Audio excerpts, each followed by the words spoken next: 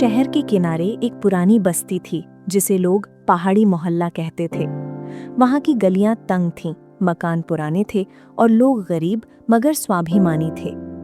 उस बस्ती में एक बूढ़ा शख्स रहता था जिसे सब चाचा करीम कहते थे। चाचा करीम की उम्र कोई 75 साल के करीब थी।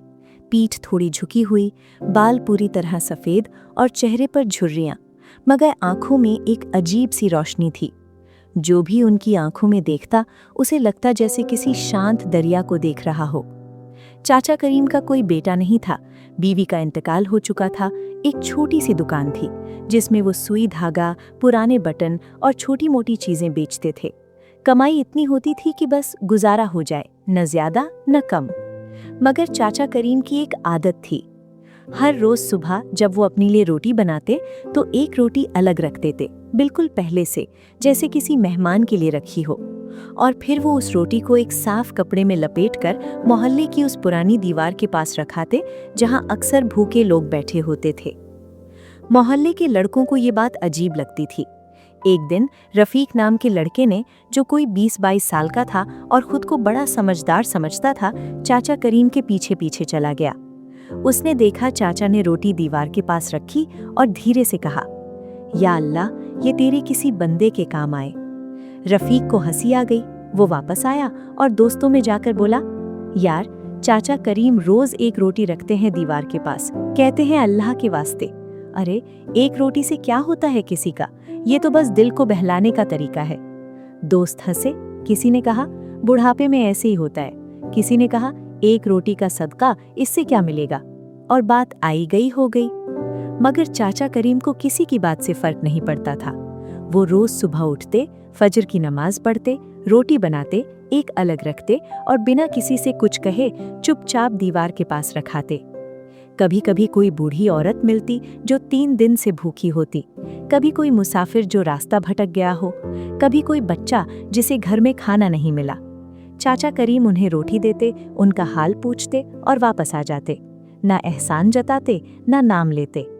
एक दिन पड़ोस की अम्मा रजिया ने पूछा, चाचा, रोज रोज एक रोटी देते हो, तुम खुद तो ठीक से खाते हो ना, तुम्हारी अपनी सेहत का क्या। चाचा करीम मुस्कुराए और बोले, अम्मा, मैंने एक बात सीखी है जिंदगी में, जो देते हैं वो कभी खाली नहीं रहते और जो रोकते हैं उन्हें कभी भरापन नहीं मिलता।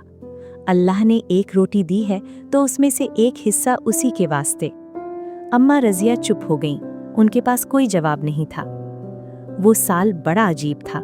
मौसम पहले से ही बिगड़ा हुआ था। गर्मियां लंबी थीं और बरसात देर से आई थी।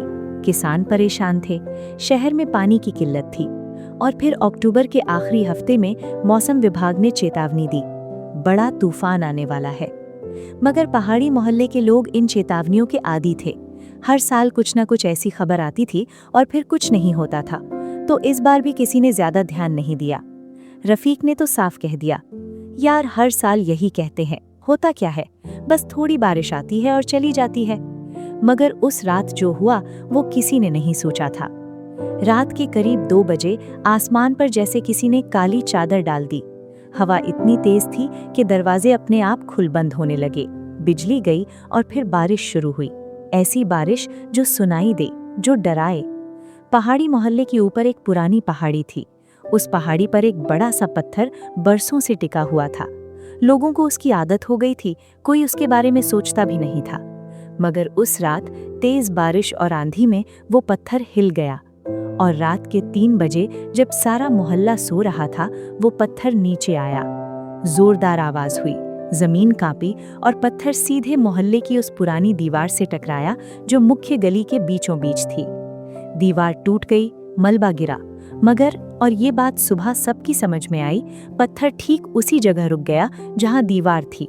अगर वो दीवार नहीं होती तो पत्थर सीधे उन 5 घरों में घुस जाता जो उसके पीछे थे।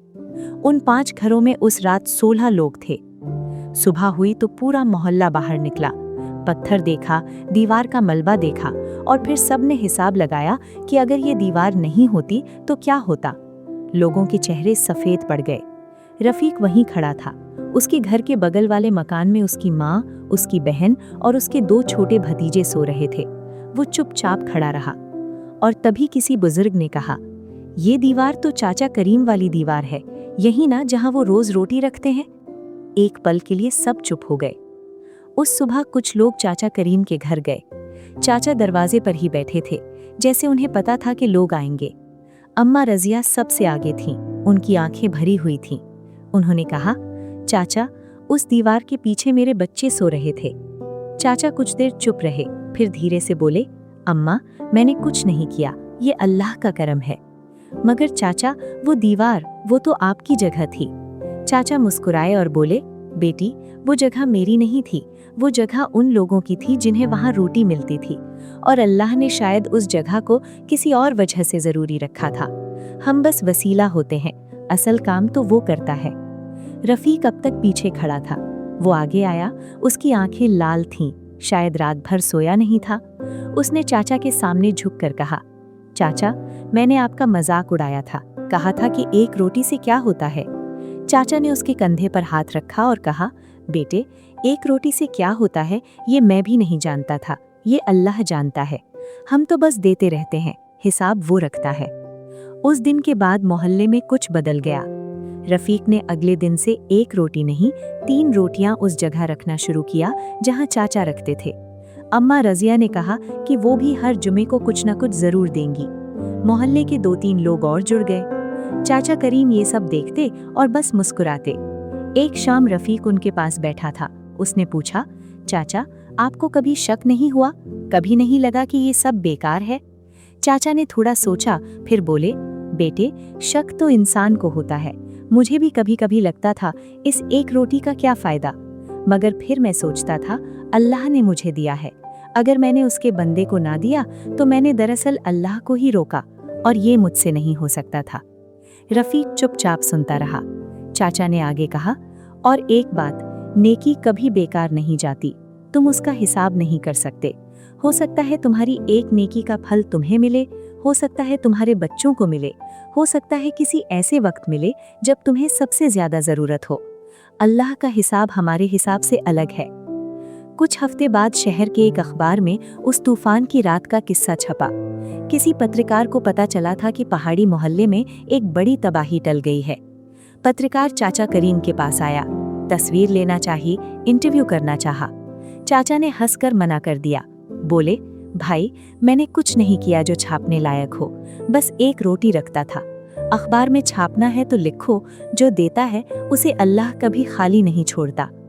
पत्रकार वापस चला गया, मगर उसने अपनी डायरी में वो बात लिख ली। उस साल की ठंड में चाचा करीम की तबीयत कुछ कमजोर रहने लगी। डॉक्टर ने कहा, बुढ़ापे का असर है, आराम करो। मगर चाचा ने अपनी आदत नहीं छोड़ी। हाँ, अब वो खुद नहीं जाते थे। रफीक हर सुबह आता और चाचा के हाथ से रोटी लेकर उस जगह रखाता। एक दिन रफीक ने देखा चाचा की आंखें बंद थीं और होठ हिल रहे थे। उसने पूछा, चाचा, क्या हो रहा है? चाचा ने आंखें खोलीं और मुस्कुराए, दुआ कर रहा था उन सब के लिए जिन्हें वो रोटी मिली।